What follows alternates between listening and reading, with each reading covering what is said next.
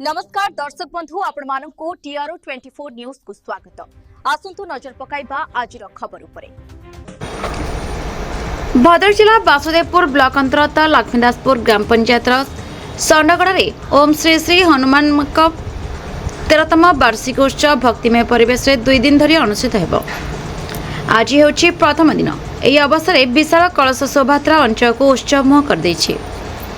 उत्सव अवसर में शताधिक महिला भक्त माने कलश बही विशाल शोभायात्रा सामिल होते। यह कलश यात्रा गांव परिक्रमा कर पवित्र जलाशय कलश बुड़ाई पुनर्बार हनुमान मंदिर को फेरी। यह सहित हनुमान चालीसा पाठ यज्ञ और विभिन्न धार्मिक कार्यक्रम श्रद्धा और भक्तिर सहित अनुष्ठित होता।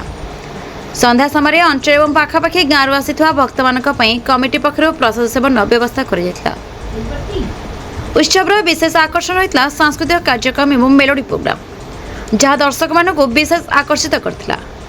यह उत्सव को सफल करने संडगड़ा बजरंगी डेवलपमेंट क्लब सभापति निशाकर मल्लिक संपादक रतिका नायक सहित क्लब समस्त सदस्य और ग्रामवासी माने सक्रिय भूमिका निथिले।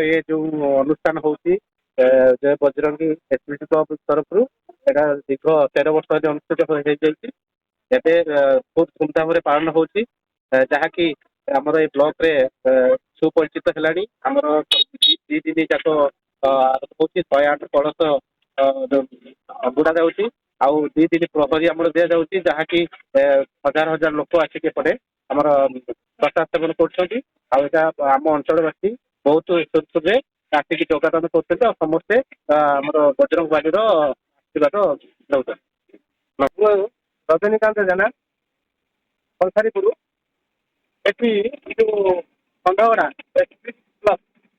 बजरंग